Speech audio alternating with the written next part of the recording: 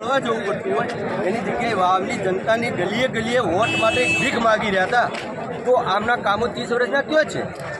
આજે પ્રજા દુઃખી છે, તાનાશાહીના નામથી ચૂંટણી લડાઈ. વોટ કરવા માટે પ્રચારમાં તો જાય ને નેતાઓ, એમાં શું વાંધો છે? અરે સાહેબ, પણ પ્રચારમાં કોઈ જ્યારે અધ્યક્ષ સાહેબને પણ ત્યાં આવવાનો કોઈ અધિકાર બનતો નથી. જો અધ્યક્ષ તો દરેક જનતાનો બને વિસ્તાર છે તો આવશે લોકો સાથે પણ પ્રચારમાં નથી આવતું સાહેબ. અધ્યક્ષ દરેક પ્રજાનો, દરેક પાર્ટીનો હોય છે, એમને કોઈ પ્રચાર કરવાનો આવતો નથી. પણ સતો આ લોકોએ કામ કર્યા હોય તો એમને પ્રચાર કરવાનો આવતું જ નથી. પ્રજાને ખબર હોવી જોઈએ ને કે અમારું કામ કર્યું છે તો પછી એમને વોટ ત્યાં ઘેર બેઠે જ મગાય ને. તો વાવની જનતાની ગલીઓ નથી જોઈ, આટલું કેબિનેટ નહીં આવે. 25,000 થઈ જાય ને ભાજપની મોવડી મંડળ ક્યો હતી? અરે એ લોકો વોટ માગતા હતા કયા આધારે માગતા હતા? પ્રજામાં ઉમેદવાર ચૂંટાય, ગમે તે પાર્ટીનો ચૂંટાય, પણ ઉપરના લેવલે સત્તામાં સરકાર બેઠી હોય ને તો એને દરેકનું જોવું જોઈએ. મુખ્યમંત્રી હોય તો એ દરેક પ્રજાનો મુખ્યમંત્રી, જ્યારે જો ઉમેદવાર ગમે તે પાર્ટીનો હોય પણ કામ તો સરકાર થવા જોઈએ. જ્યારે બનાસકાંઠા જ્યારે વારંવાર અન્યાય કરનારી સરકારને વાવની પ્રજા પણ જવાબ આપી દેશે. અત્યારે ગુલાબસિંહ જે છે લગભગ 15,000થી, એમ તો 11,000 કે 11થી 15ની વચ્ચેની કંઈક લીડથી ચાલે છે. કેવું લાગે છે તમને લોકોને? ગુલાબસિંહ 100% જીતવાના જ છે, કારણ કે એમાં જેવા જેને 20-20 વર્ષ સુધી પ્રજાના કામો કર્યા છે એમાં કોઈ જાતિવાદ, એમના દાદાએ કોઈ જાતિવાદ વગર આજકાલમાં જાતિવાદ ઉપર ચૂંટણી લડાઈ રહી છે. ત્યારે ગુલાબસિંહ 18 આલમના ઉમેદવાર તરીકે બનાસકાંઠાના ઉમેદવાર છે, એ રીતે વાવની પ્રજાએ એમને જીત આપશે અને બનાસકાંઠાની દરેક જનતા પણ ખુશ રહે છે અને ગુજરાતમાં પણ જે છે લોકો એમનો ગુલાલ ઉડાડે એમનો અમને ખુશી છે.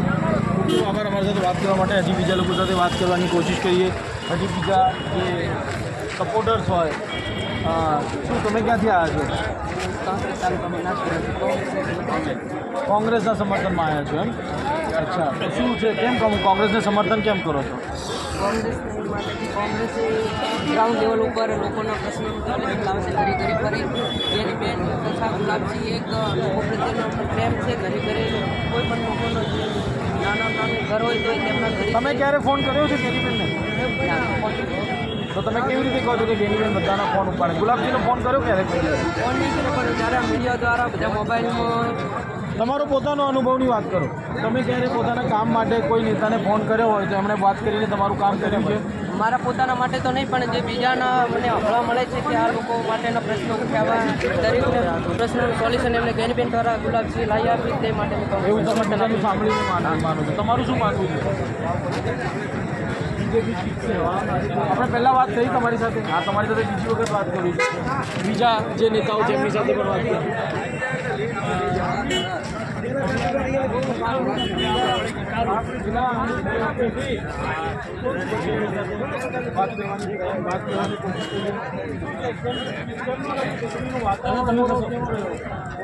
ભાજપ જીતે છે. સ્વરૂપજી ઠાકોર 18 આલમ ભાજપમાં વોટ આલ્યા છે. વિકાસને મત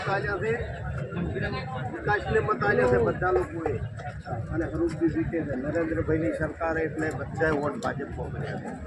અને કોંગ્રેસની સરકારમાં દોડીઓ ઉપાડી વ્યક્તિ મરી છે. અને નરેન્દ્રભાઈ હતા તારે પાણી આવ્યો છે અને બધા લોકોનું રક્ષણ કર્યું છે. અને શંકરભાઈ હતા તારે 60,000 રૂપિયા ખાતામાં દરેક સમાધાન આવ્યા હતા. પૂર આવ્યું તારે 17માં તે દરેક સમાજનું ભાજપે સારું કર્યું છે, સારું રહેશે ને ભાજપ જીતશે. આ વખતે ભાજપ જીતશે. તો સ્વરૂપજી પોતે ઠાકોર સમાજના છે, તો શું બીજા સમાજના લોકો બી એમને પોતાના ઉમેદવાર તરીકે, કારણ કે ઘણા બધા લોકો સાથે હું વાત કરું છું, લોકો એવું કહે છે કે જો બીજા સમાજના ઉમેદવારો હોય તો એમને વોટ લેવામાં મુશ્કેલ પડે છે. તો ઠાકોર સ્વરૂપજીને પણ આવી તકલીફ કોઈ પડી હતી? ના, ક્યાંય તકલીફ પડી નથી. બધા લોકોએ વોટ આલ્યા, દરેક સમાજે વોટ આલ્યા. અને માવજીભાઈનો ફેક્ટરી તો કામ કર્યું છે. ચૌધરી સમાજે બધે ભાજપમાં વોટ આલ્યા. ભાજપને માનવા વાળો પક્ષ છે, એ કોઈ દાડો બીજે વોટ ના આલે. ભાજપનો જે વોટર છે ભાજપને જ મત આપે એવું જે ના. નામ આપનું? ગગાજી ઠાકોર, પૂર્વ તાલુકા પંચાયત પ્રમુખ. ગગાજીભાઈ ઠાકોર. અચ્છા, બાબરમાં ઘટે ભાજપનો જ રહેવાનો. એટલે આ લીડ જે છે કપાઈ જશે? બધી કપાઈ જાય છે. વિસ્તાર છે એમનો હતો એટલે કે વોટ મળ્યા. બરાબર. પણ આની ફાઇનલ રિઝલ્ટ ઉપર અસર નહીં પડે? ના, છેલ્લા પરિણામ તો ભાજપનું જ આવશે. પરિણામ ભાજપનું જ આવશે. 100% ભાજપનો વિશ્વાસ છે. ભાજપ અચ્છા, ફટાકડા જે છે એ તમારા જ ભાજપના જે સપોર્ટર છે એમના ફટાકડા ફૂટવાના છે, તમારું શું માનવું છે? ભાજપ જીતશે 100%. 5 થી 7 હજારની લીડ મળશે, પણ જ્યારે સુઈગામ અને બસ આટલી જ લીડ? 5 થી 7 હજારની ગુલાબસિંહ અને ટક્કર હતી આ વખતે, કેમ કે ઠાકોર સમાજનો ઉમેદવાર હતો, પણ વચ્ચે માવજીભાઈ ચૌધરીએ થોડા ઘણા અંશે બંને બાજુ ફરક પાડ્યો છે, એટલે લીડ કમાશે આ વખતે. એટલે ચેલેન્જ જે છે ભાજપ માટે થોડુંક મોટું થઈ ગયું હતું. ચેલેન્જ ભાજપ માટે મોટું થઈ ગયું હતું, કારણ કે અપક્ષમાંથી બાજુ એટલે જીતશે તો 5-7 હજારની લીડથી જે છે તે જે 5-7 હજારની તાલુકાઓની અમે સેવા કરી હતી, એ સેવાનું ફળ અત્યારે ગુલાબસિંહને મળી રહ્યું છે. 1000% ગુલાબસિંહ વનવે જીતે છે, એમાં કોઈ શંકા નથી. ગુલાબસિંહ વનવે જીતી રહ્યા છે તેવી વાત સમાજ લોકો કરી રહ્યા છે. જે પણ લોકો આપણી સાથે જોડાયા છે, શું માનો છો તમે, પરિણામ શું રહેશે? સારો સેવક છે એટલે જીતી રહેશે. અમને કામ બીજા કરેલા દિવસની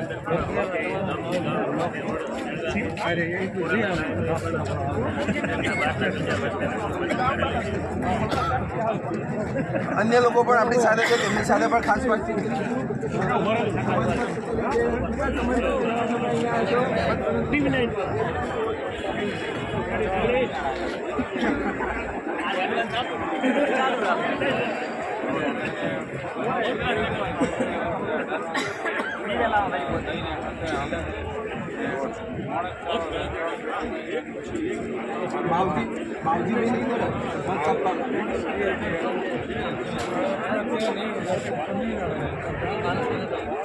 અપક્ષ ઉમેદવાર છે માવજીભાઈ પટેલ, તેઓ નડશે નહીં તેવું પણ લોકો કહી રહ્યા છે. અને વાત કરવામાં આવે તો કોંગ્રેસના ઉમેદવાર ગુલાબસિંહ રાજપૂત 9 રાઉન્ડના અંતે તેઓ લીડ ઉપર હતા. હજી ભાભર અને સુઈગામના કેન્દ્રોની મતગણતરી થવાની છે, ત્યારે ક્યાંક ને ક્યાંક ભાજપ અને કોંગ્રેસ વચ્ચે જે મતગણતરી થશે તે ક્યાંક ને ક્યાંક અંતિમ ક્ષણ સુધી રસાકસી રહેશે. જે રીતે બનાસકાંઠા લોકસભાનું પરિણામ આવ્યું હતું, અંતિમ ક્ષણ સુધી પરિણામ નક્કી થઈ શક્યું નહોતું, તેવી જ પરિસ્થિતિ હાલમાં પણ વાવ વિધાનસભા પેટા ચૂંટણીની જોવા રહી છે. ત્યારે અંતિમ ક્ષણમાં કોણ વિજેતા બનશે તે જોવું રહ્યું. કેમેરામેન મેહુલ રાઠોડ સાથે પાર્થ જાનેવી, ટીવી ન્યૂઝ, બનાસકાંઠા. બહુ ઉધરસ આવી તમારે.